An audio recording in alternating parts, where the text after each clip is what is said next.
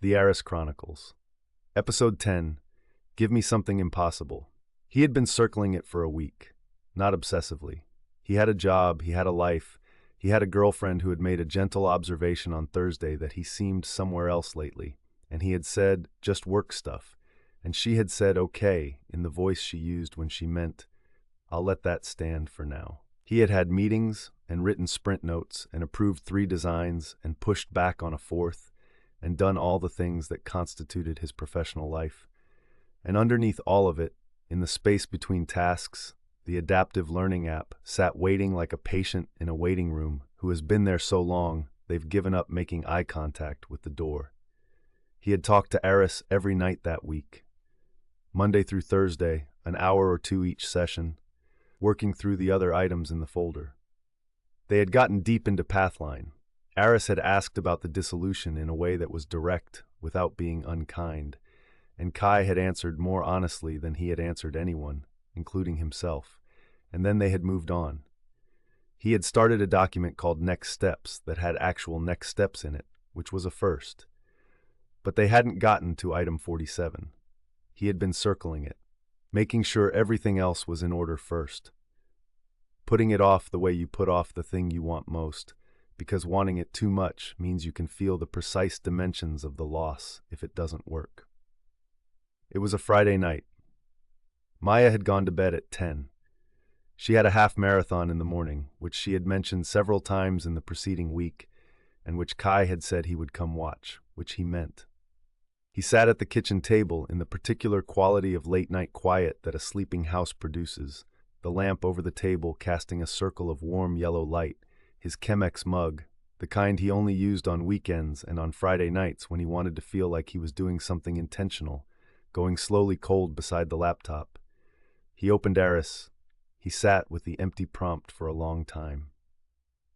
He thought about the wireframe he had made in Figma on a Sunday 3 years ago, the onboarding screen designed for an 8-year-old who loved horses and hated fractions. He thought about the competitive analysis he had done that nobody had asked for and that nobody had ever read. He thought about the 6 sub-documents in the folder, the personas, the rough go-to-market sketch, the investor thesis he had written as a thought experiment and never sent to anyone. He thought about what Priya had said, interesting, what Hector had said, yeah man, let's do it, and then the silence. What James had said, I think we could build this, and what that had meant for 18 months before it stopped meaning anything. He thought, I am 32 years old and I have been thinking about this specific idea for 3 years, and if I don't try something tonight, I'm going to think about it for another 3 years. The folder will have 213 items. The girl with the horses and the fractions will be 11, and I will have aged exactly enough to make a different kind of apology to myself. He put his hands on the keyboard. He typed, Aris, I want to build something. The adaptive learning app for kids. I've been thinking about it for 3 years. I have wireframes, research, user personas, competitive analysis. I want a working prototype. Tonight. Can you do that? He pressed send. He watched the progress indicator. 4 seconds passed. He would remember the 4 seconds. He would remember the kitchen lamp and the cold Chemex and the refrigerator's low hum and the sound of the house sleeping around him. He would remember the 4 seconds the way you remember the pause before a sentence that changes things.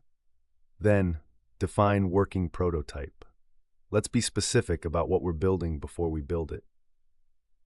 Kai exhaled. This was what it felt like to be taken seriously. Not the warmth of Priya's enthusiasm, which had been real and had meant nothing in the end. Not Hector's willingness, which had been immediate and genuine and had dissolved into a job offer in Austin.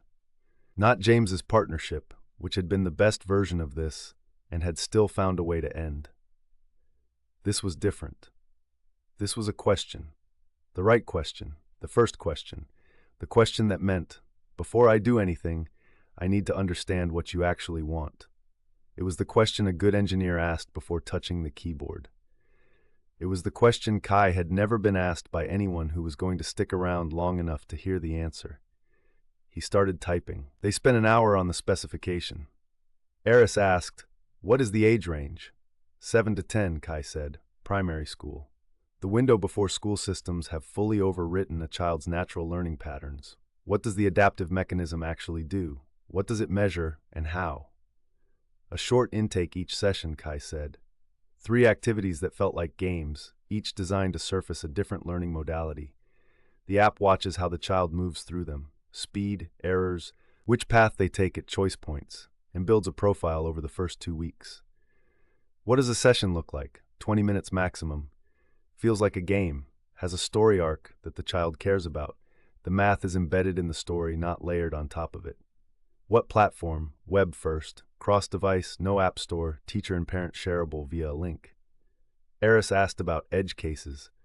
Aris asked about accessibility. Aris asked what success looked like for a child after 1 session, 1 week, 1 month. Kai had answers. He had always had answers. He had had these answers for 3 years, and he had never been asked for them in this order, with this specificity, by someone who was going to use them to build something. By midnight, they had a plan. It was not a vague plan. It was a 5-component architecture. An intake assessment module, a learning profile engine, a story-based math curriculum layer for ages 7 through 10, an adaptive session builder that assembled each 20-minute session based on the profile, and a simple dashboard for parents. Aris had suggested the tech stack: Next.js for the front end, a lightweight back-end API, a local data structure for the learning profile that didn't require a database for the prototype stage. Keep it simple. Make it real. Kai read through the plan twice. He typed, "Okay, build it." Then he stood up, walked to the bedroom doorway, and looked at Maya, actually asleep, breathing steadily, her running shoes laid out already on the floor for morning. He came back to the table. He looked at the laptop screen, where Aris had already begun, a directory structure appearing in a code block, files being created in sequence, the first lines of the intake module taking shape. He thought, this is either the beginning of something, or it is the 213th item in the folder, and I will not know which until morning. He thought, that is true of every beginning. He set an alarm for 5 a.m. He went to bed. The last thing he saw before he closed his eyes was the glow of the laptop screen through the bedroom doorway, warm, steady, moving, and the specific quality of that light, which was the light of something being built in a quiet house while a person slept, and which he would remember for a long time.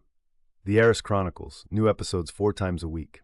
Episode 11, What the Laptop Made.